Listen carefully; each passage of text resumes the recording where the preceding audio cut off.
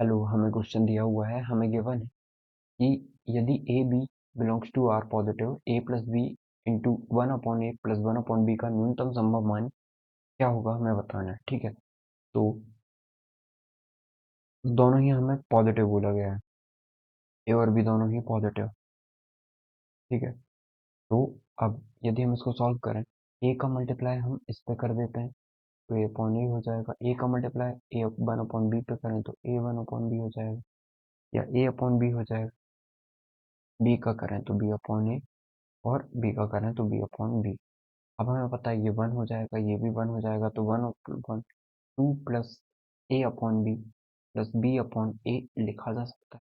ठीक है, अब हमें तो इसकी न्यूनतम वैल्यू बतानी है, तो न्यूनतम वैल्यू बताने के लिए हम क्या करते हैं, हम एक तो आप ए एम जी एम वाले कॉन्सेप्ट से भी बता सकते हो, दो नंबर में कन्वर्ट करके इनको, या फिर हम ऐसे देखें कि टू प्लस, यदि हम ए अपॉन बी को मान लें, ए अपॉन बी को यदि हम एक्स मान लें, ठीक है, तो मुझे बताओ बी अपॉन ए कितना हो जाएगा, जस्ट इसका रेसिप्रोकल वन बाय एक्स हो जाएगा।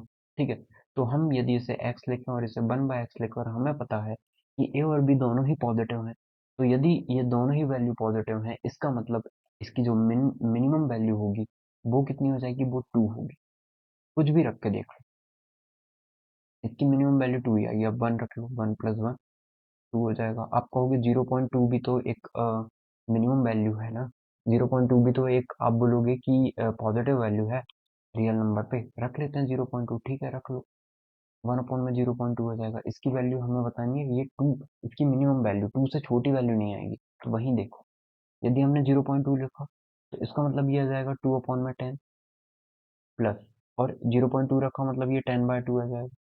सॉल्व करते हैं, वन बाय फाइव, ये फाइव, देखो फाइव से भी बड़ी वैल्यू आ रही है, इसका मतलब आप बोल सकते हो कि इसकी जो मिनिमम वैल्यू होगी ना वो टू ही होगी। अब बोलोगे वन रखने पे यदि छोटी वैल्यू आ रही है तो टू रखने पे तो और छोटी हो जाएगी, चेक कर लो, two plus one by two, ये 0.5 आ जाएगा, और ये टू है, 2.0.5, 2.5 आ जाएगा। इसका मतलब हम सिंपल बोल सकते हैं कि इसकी मिनिमम जो वैल्यू होती है, याद रखना है जब x plus one upon x ये पॉजिटिव वैल्यू है दोनों, तो इसकी वैल्यू हमेशा टू से इक्वल या टू से बड़ी होगी, मतलब मिनिमम वैल्यू टू होगी, तो हम बोल सकते हैं कि इसकी जो मिनिमम वैल्यू होगी वो फोर हो जाएगी, क्योंकि टू को तो चेंज नहीं किया सकता, इसकी मिनिमम वैल्यू टू है, इसके ऊपर वैल्यू डिपेंड कर रही है कि ये पूरी वैल्यू मिनिमम होगी या मैक्सिमम होगी। तो यदि ये मिनिमम लिया तो ये मिनिमम हो जाएगी, तो x plus one upon x minimum two पे होता है, तो टू प्लस टू फोर हमारा स्मॉलेस्ट संभव मान होगा या मिनिमम नंबर होगा। आपका जो करेक्ट आंसर होगा वो फोर हो जाएगा। आई होप आपको समझ में आ गया होगा। Thank you.